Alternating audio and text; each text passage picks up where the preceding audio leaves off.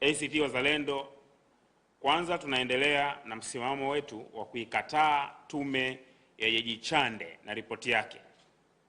Kama ambavyo tulieleza kabla, tume hii iliundwa kwa ajili ya kuwasafisha, kwa maana ya kusanitize wahusika na wauaji wa Oktoba 2025 badala ya kuwawajibisha. Msingi wa ACT Wazalendo kuikataa tume hii ni kuwa ilikuwa ni tume inayokwenda kujenga mazingira ya kuwasafisha waliohusika na matukio ya mauaji kuliko kwenda kutafuta suluhisho na kuwajibisha wale ambao wamehusika na mambo haya. Sababu kubwa ambazo zinatufanya tuikatae ni moja, ripoti au tuikatae ripoti hii ni moja, ripoti inawalinda wahusika wa mauaji kwa kukwepa uwajibikaji na inavisafisha vyombo vya ulinzi na usalama vilivyohusika badala ya kuviwajibisha. Hata ukitumia takwimu za tume kwa maana ya watu waliouawa kuwa ni zaidi ya 518 kama tume ilivyosema, ambazo hata hivyo zinatia mashaka makubwa, kwa sababu wote tunafahamu namna ambavyo takwimu hivyo zinavyojikanganya zikitaja namba kwa mikoa tofauti tofauti, lakini ukweli kwamba katika kipindi cha mauaji mitandao ilizimwa na mawasiliano ilikuwa na shida kubwa. Kwa hiyo kupata taarifa sahihi juu ya nani hasa walihusika katika mazingira ambayo sehemu kubwa ya jamii ilikuwa inapenda kuwepo kwa tume huru ya kuchunguza, inatoa picha kwamba taarifa hii ni ndogo kati ya eneo kubwa sana ambalo au tatizo kubwa tulilokuwa nalo katika kipindi cha mauaji haya ya Oktoba 29. Haingia akilini kwa nini tume imeshindwa kutumia japo takwimu hizo ili kutoa wito wa vyombo vya ulinzi na usalama kuwajibika. Hatujawahi kuwa na tukio ambalo mauaji yanafanyika ya raia na watu zaidi ya 518 tume inasema wameuawa, na then kukawa hakuna mtu anayewajibika. Tume imetumia muda mrefu kuchunguza picha walizoziita ni za AI zilizoonesha maiti ambao walikuwa wamezagaa kwenye mahospitali, wamebebwa kwenye malori na kuthibitisha kwamba sizo. Lakini haikutumia muda japo kidogo sasa kuhangaika na kwamba watu hawa waliouawa na nani.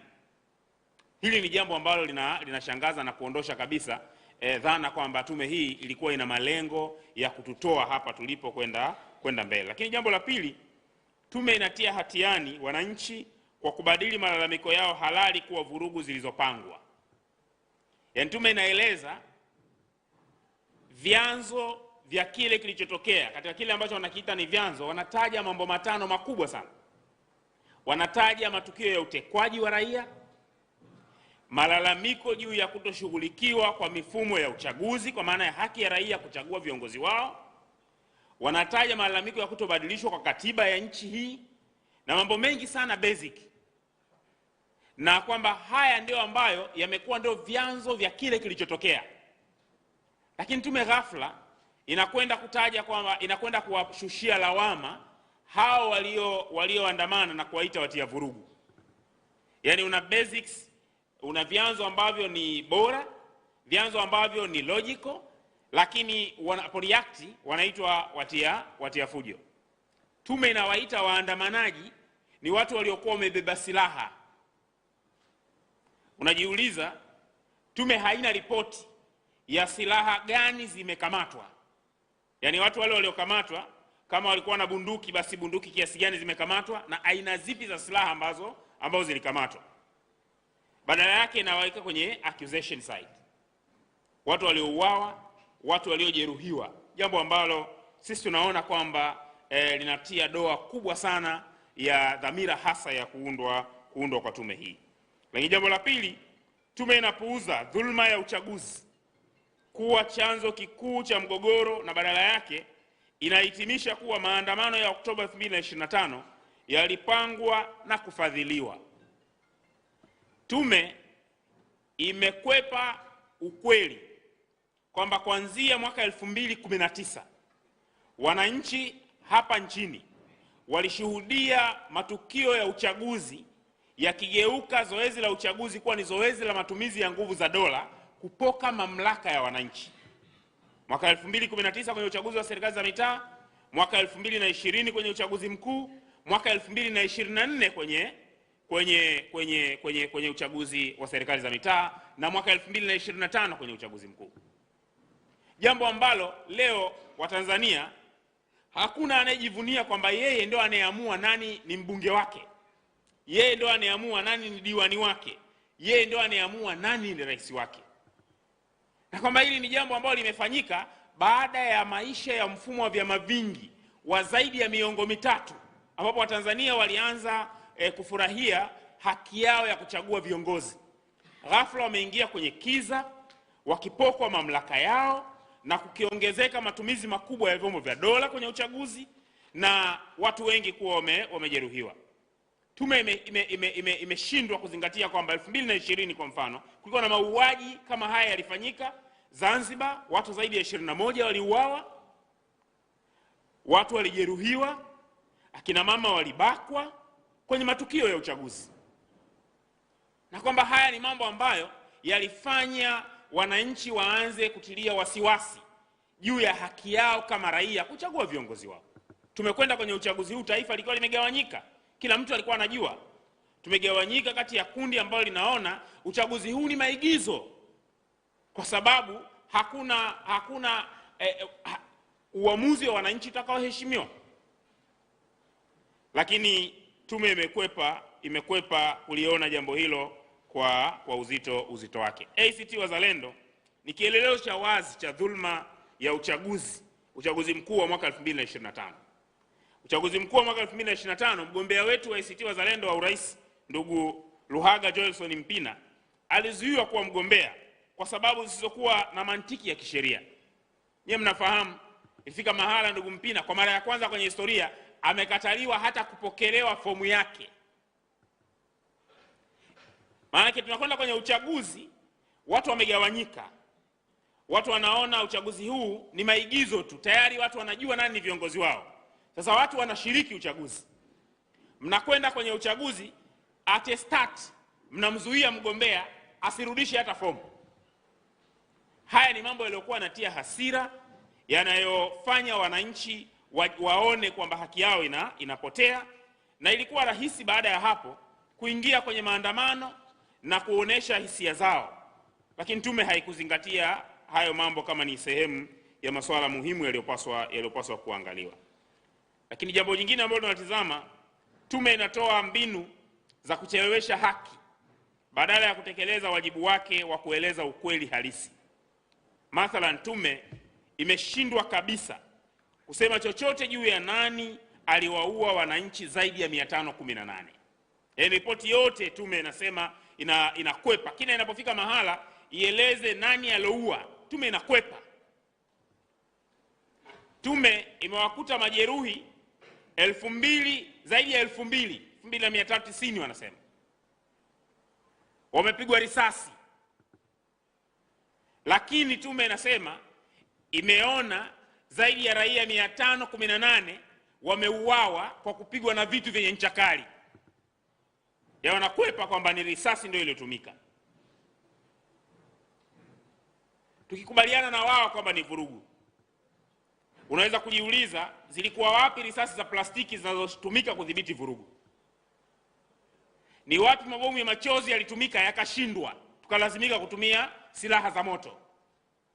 Ni wapi maji ya kuwasha ambayo yamekuwa yakitumika siku zote kukabiliana na waandamanaji na maeneo mbalimbali ambayo yana vurugu yalitumika yakashindwa, ndio risasi zikatumika? Kuanzia hatua ya kwanza, majeshi yametumia risasi kuua raia.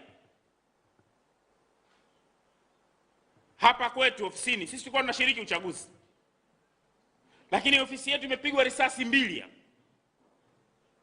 Jengo limepigwa risasi kwa sababu kulikuwa na vijana toka hapa center wana organize information.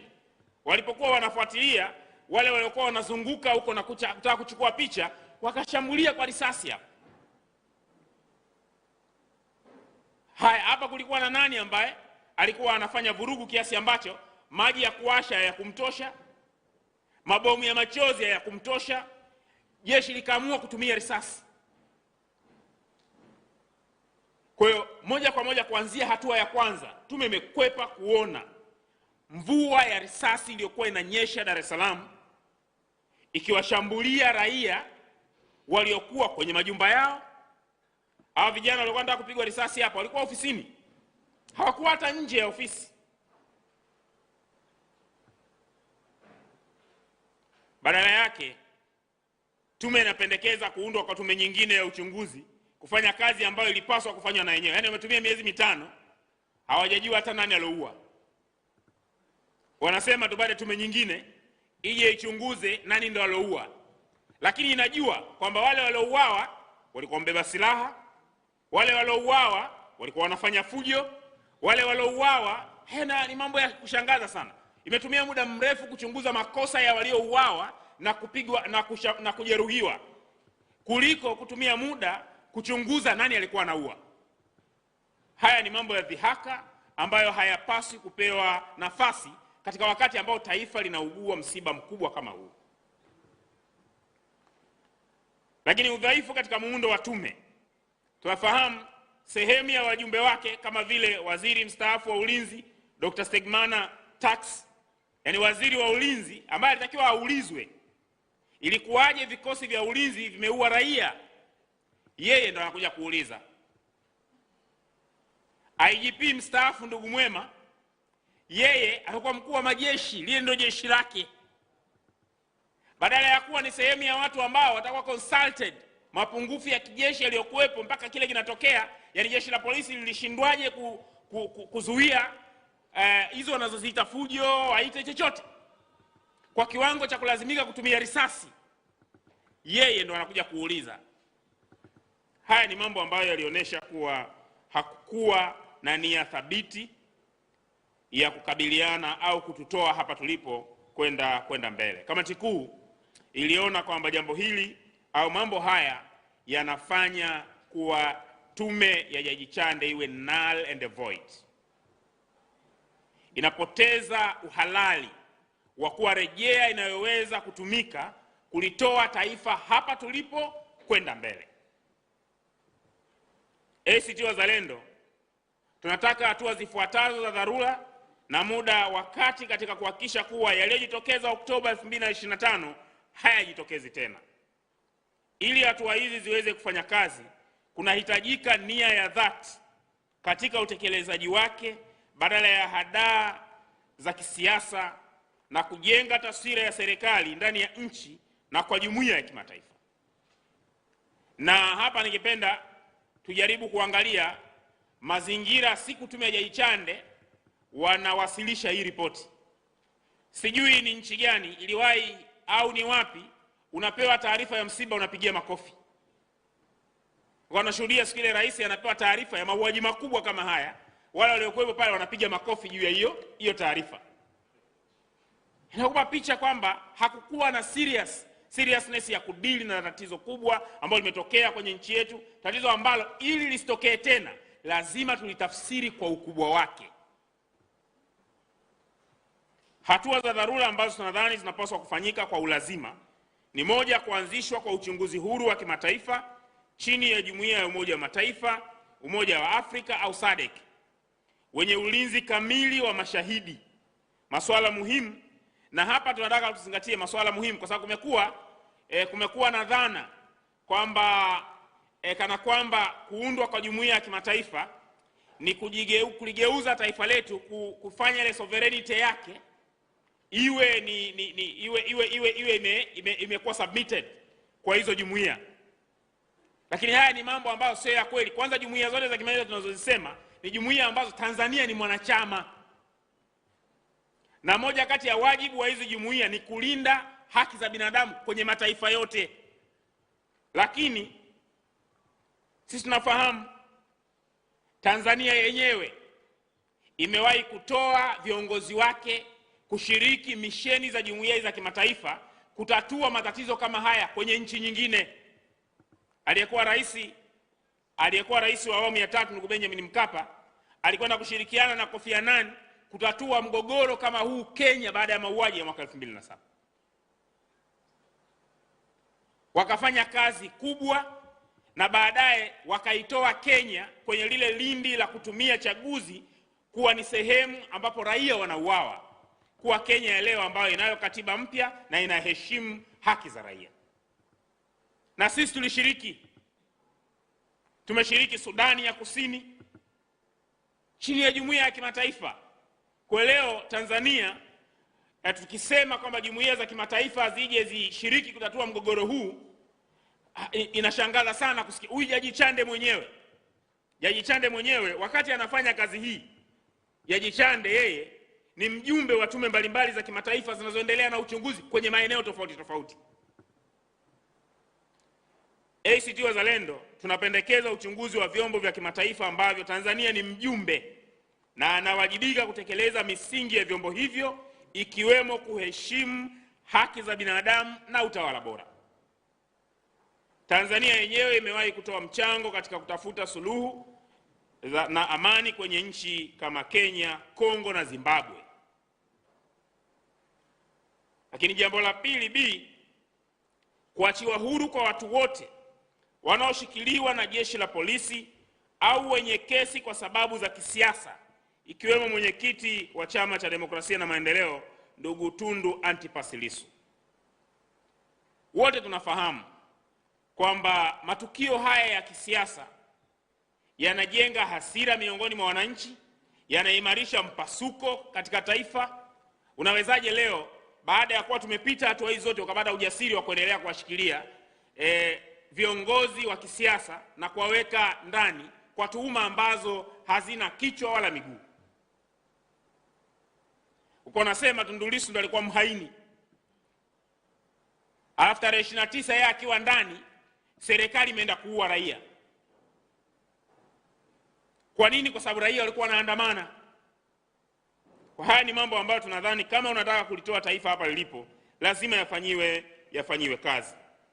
Lakini pia kuanzishwa kwa mpango wa kitaifa wa kusaidia waathirika wote kifedha, kitabibu, kisaikolojia na kisheria. Tunafahamu waathirika ni wengi na lazima tuwe na hatua ambazo zitachukuliwa ili kuwasaidia waathirika wote ambao wameachwa na ulemavu wa kudumu, wako wanatibiwa mpaka sasa, wameachwa vizuka, wamefiwa, na watoto ambao wazazi wao wamefariki, wameuawa, na familia ambazo wapendwa wao wameondoka kutokana na matukio ya Oktoba 29.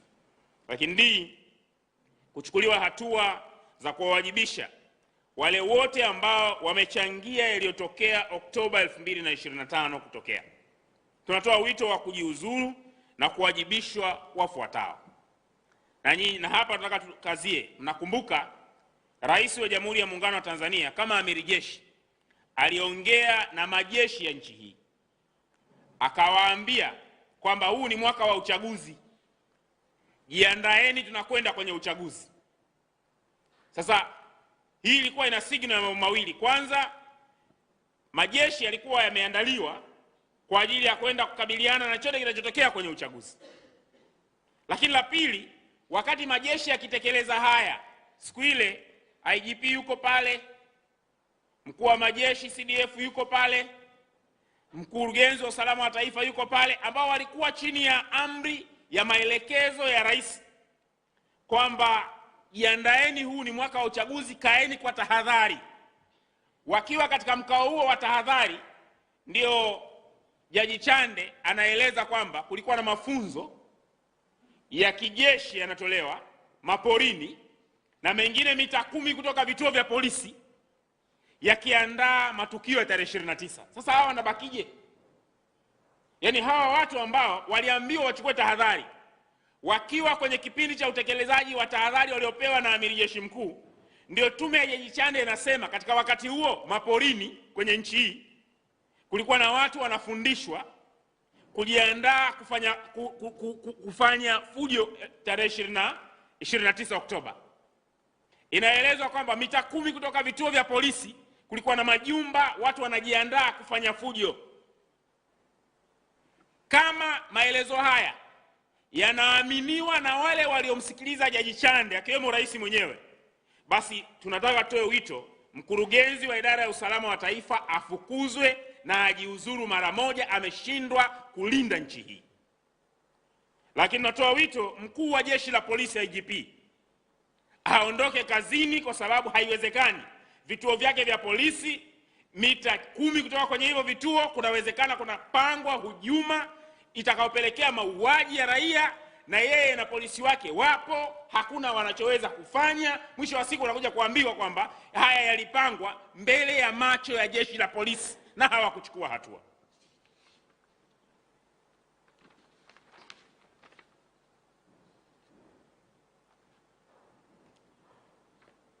Kwa tunataka mkuu wa usalama wa taifa,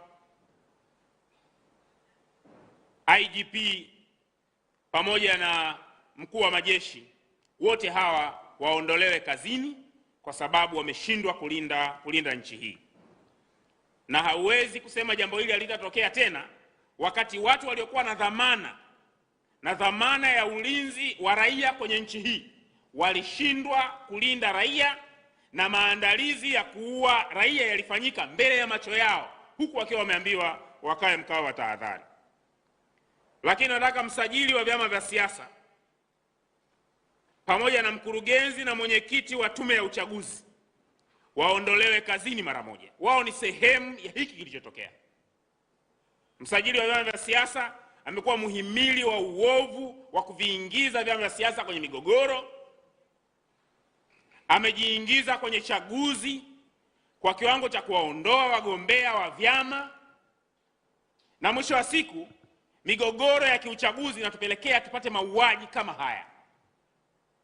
Tume ya Taifa ya Uchaguzi imeshindwa kusimamia uchaguzi, ikatoa haki kwa raia ya kuchagua viongozi wao kwa kiwango cha kujenga hasira na wananchi kujitokeza hadharani katika tarehe 29 Oktoba, jambo ambalo limepelekea mauaji na wao ndio wahusika. Lakini wakuu wa mikoa iliyohusika na mauaji ya wananchi wawajibishwe, sababu wao ndio walikuwa wenye viti wa kamati za ulinzi na usalama. Mkuu wa mkoa wa Dar es Salaam Albert Chalamila anapaswa kutoka. Mkuu wa mkoa wa Mbeya Beno Malisa anapaswa kuondoka. Haiwezekani watu wanauawa, wewe ndio mwenyekiti wa kamati ya ulinzi na usalama, halafu eti wewe huwajibiki. Mkuu wa mkoa wa Songwe Jabiri Omari Makame aondoke. Mkuu wa mkoa wa Mwanza Saidi Mtanda aondoke. Mkuu wa mkoa wa Geita Martin Shigela anapaswa kuondoka. Mkuu wa mkoa wa Arusha Amos Makala anapaswa kuondoka. Mkuu wa mkoa wa Iringa Heri James anapaswa kuondoka. Mkuu wa mkoa wa Dodoma Rosemary Senyamule anapaswa kuondoka. Mkuu wa mkoa wa Shinyanga Mboni Mhita anapaswa kuondoka. Mkuu wa mkoa wa Mara Kanali Evans Alfred anapaswa kuondoka. Mkuu wa mkoa wa Ruvuma Brigedia Generali Ahmed Abasi wanapaswa kuondoka. Hawa ni watu ambao wakiwa wenye viti wa kamati za ulinzi na usalama kwenye mikoa yao raia wameuawa. Hauwezi ukasema kwamba hawahusiki. Ni katika hatua gani wao waliruhusu risasi zikapige raia kwenye mikoa yao? Haya ni mambo ambayo yanapaswa kupewa uzito, na vinginevyo itakuwa hatuumizwi na msiba huu. Watu hawawezi kuwa wanauawa katika taifa lao wakipigania haki zao, halafu wale ambao wanahusika kwenye kulinda haki yao ya uraia wabaki ofisini wakiendelea na shughuli zao, halafu tukajidanganya kwamba jambo hilo haitokaa litokee tena. Litaachaje kutokea tena? Limuathiri nani? Walioathirika watabaki kuwa ni waliouawa tu.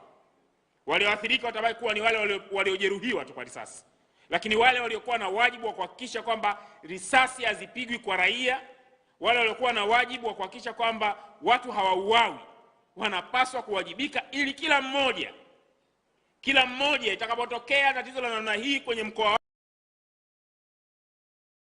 wake, kwenye nchi, atizame wajibu wake wa kunusuru taifa lisiingie kwenye mauaji ya raia. Lakini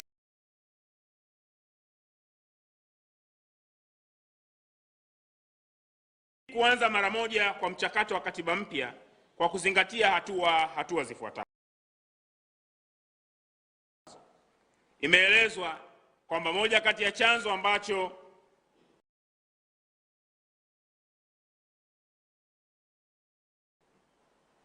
kimepelekea hali hii ni kuwepo kwa madai ya muda mrefu wa katiba mpya kupatikana na then kuwa haipatikani. Hata hivyo, tunataka tofautiane kabisa na mapendekezo ambayo Jaji Chande yanayatoa kwenye maeneo kadhaa. Sisi tunadhani mchakato huu unapaswa kupitia hatua zifuatazo: moja, kufanyiwa marekebisho kwa sheria ya mapitio ya katiba na kura ya maoni, kisha kuitishwa mkutano wa kitaifa wa wadau wote.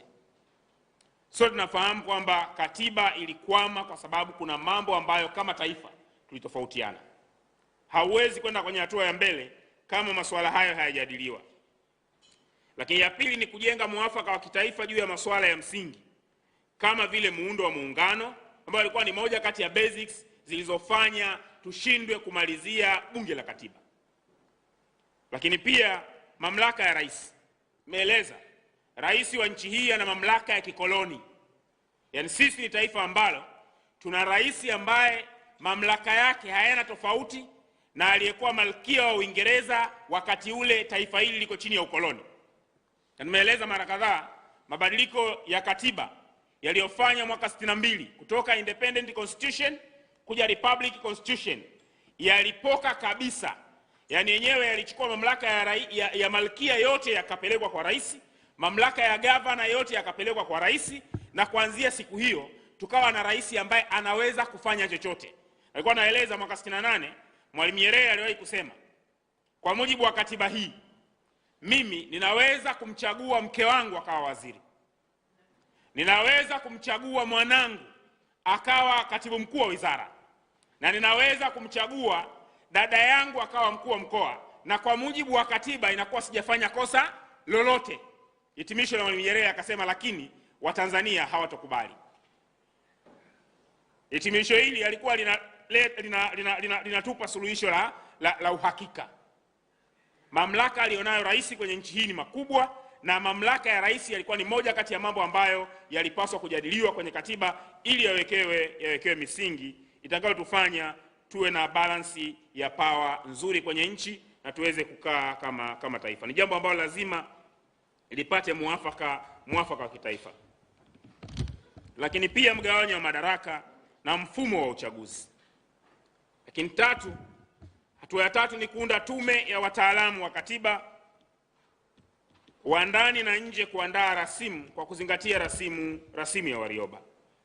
Lakini 4, kuwasilisha rasimu hiyo kwa chombo husika, na 5, kufanya kura ya maoni kwa maana ya katiba ipitishwe kwa kupata zaidi ya nusu ya kura ya Zanzibar na zaidi ya nusu kwa kura za Tanganyika. Hatua za muda wa kati ambazo tunazipendekeza ni: moja, kuondoa siasa ndani ya vyombo vya usalama, TIS, polisi na taasisi zote za usalama ziondolewe katika shughuli za kisiasa.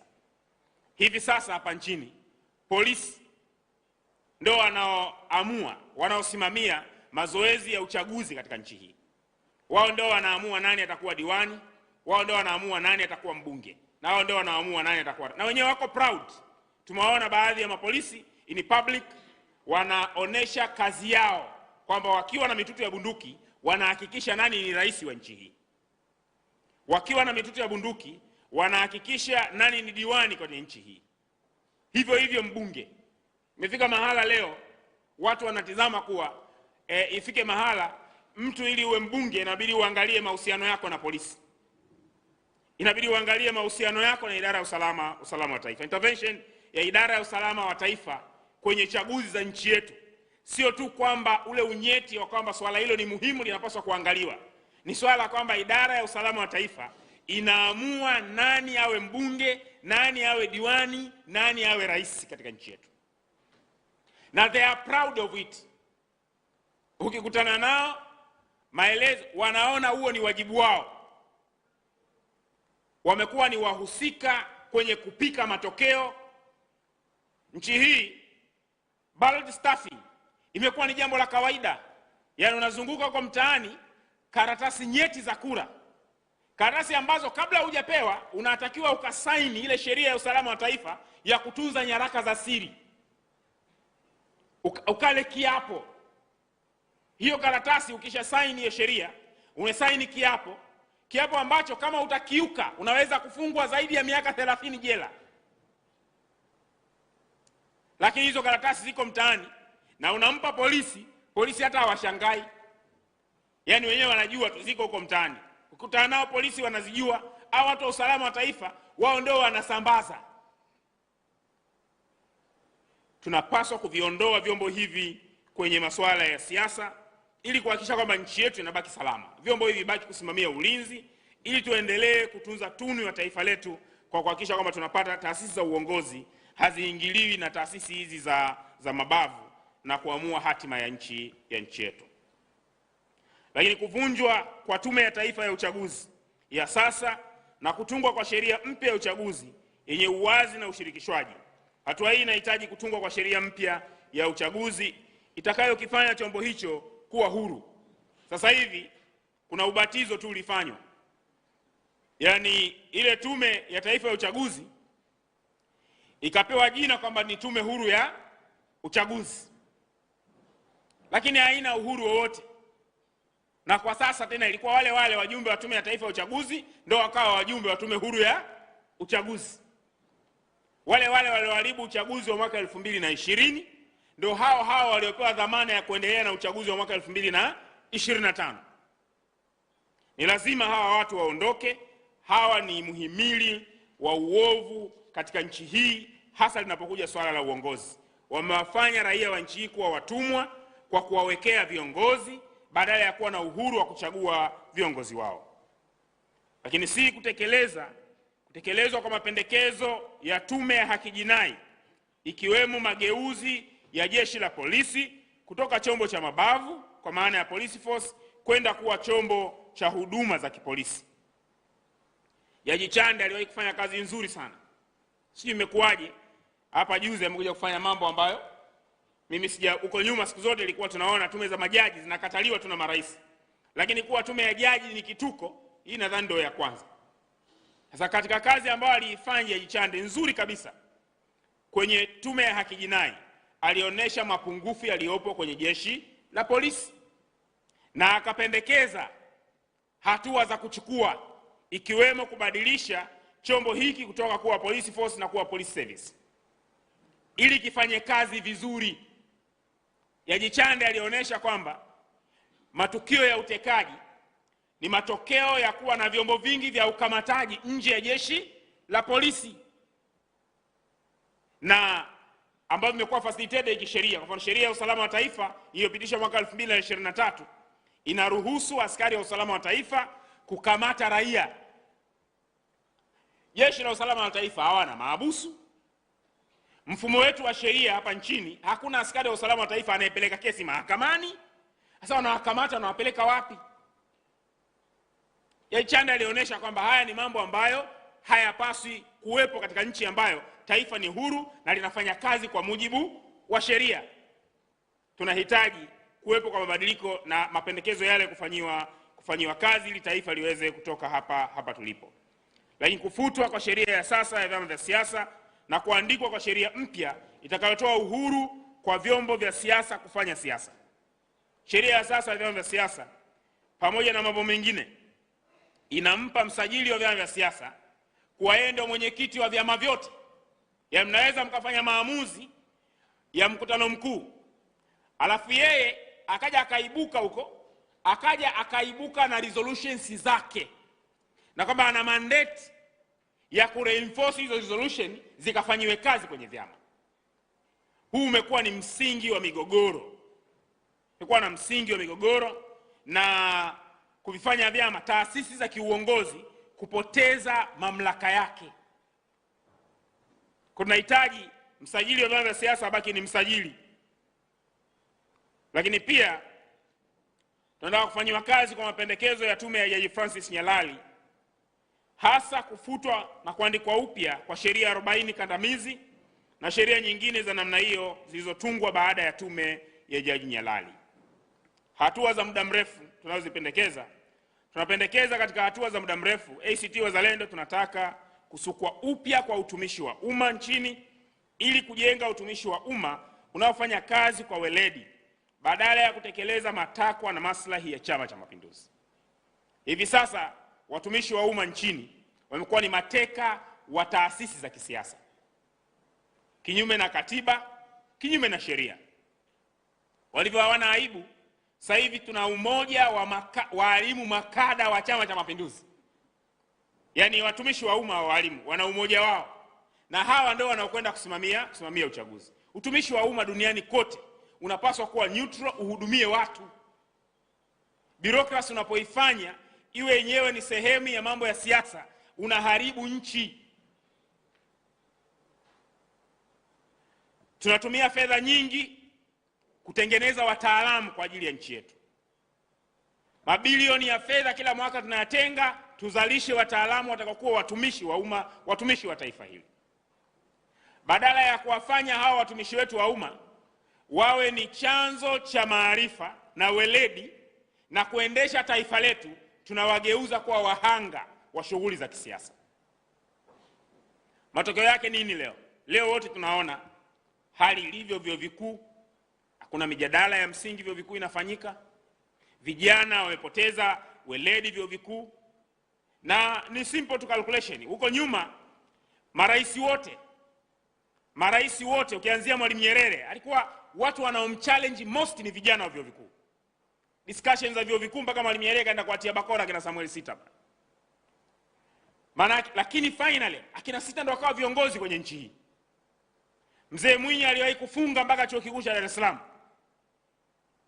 akawatoa wanafunzi kwa muda, baadaye akawarejesha kwa sababu ya mijadala na uhuru wa vijana wa vyuo vikuu. Hivyo imekuwa wakati wa Kikwete mpaka wakati wa Mzee Mkapa. Sasa hivi vyuo vikuu vimepoteza hiyo, na wale vijana wote waliokuwa wana challenge wamekuja kuwa ndio viongozi wetu. Leo vyuo vikuu vimekufa. Vijana wetu wanatoka vyuoni wanaandaliwa kuwa makada kuliko kuwa watumishi wa umma ambao watakuwa na critical minds, watakuwa wanajitegemea, hawatofanya maamuzi kwa misingi ya kisiasa. Matokeo yake leo kila ukiambiwa kwamba jambo hili litasimamiwa na mtumishi wa umma kama ni la kisiasa, unaanza kutilia wasiwasi. Kwa nini? Kwa sababu unaona huyo ni kama kada tu wa Chama cha Mapinduzi. Haya ni mambo ambayo tunapaswa kuyaondoa. Hadi ulisema kwa mfano leo tunasoma ripoti za CAG. CAG anaonesha maeneo kadhaa ambayo labda watumishi hawakufanya vizuri. Unawezaje kwenda kuwadhibiti watumishi wa umma wakati hao ndio wamekuibia kura uwe kiongozi? Yaani walimu, wakurugenzi ndio wameiba kura, mmepata rais, mmepata mbunge, mmepata diwani. Haya leo CAG anasema wamekula hela na kwenyewe wameiba. Yaani wewe waliokuibia ndio kawa kiongozi, unawezaje kuwa na ile moral authority ya kwenda kuwadhibiti wao? Matokeo yake nchi inakwenda kuzimu. Mwisho, ripoti ya tume ya Jaji Chande ilikusudiwa kufunga ukurasa wa maumivu. Badala yake imefichua mgogoro mkubwa zaidi wa kitaifa. Tanzania sasa inakabiliwa na moja kati ya machaguo mawili: aidha njia ya ukweli, uwajibikaji na haki, au njia ya kutowajibika, ukandamizaji na utawala wa nguvu. Njia ya ukweli, uwajibikaji na haki inataka kwanza kukubali kwamba kuna makosa yamefanyika. Unapofika mahala leo haukubali kwamba kuna makosa yamefanyika, maana yake nini? Utalazimika kutumia nguvu ya majeshi kulinda uongo. Watu watakaokuwa wanaonesha kwamba kuna mapungufu makubwa kwenye tume ya Jaji Chande utaanza kuwaona ni maadui. Lakini tukifanya hayo makosa, itakuwa serikali inajiandaa kuua watu wengine, kwa sababu nchi haitobaki pamoja, hatakuwa na suluhisho.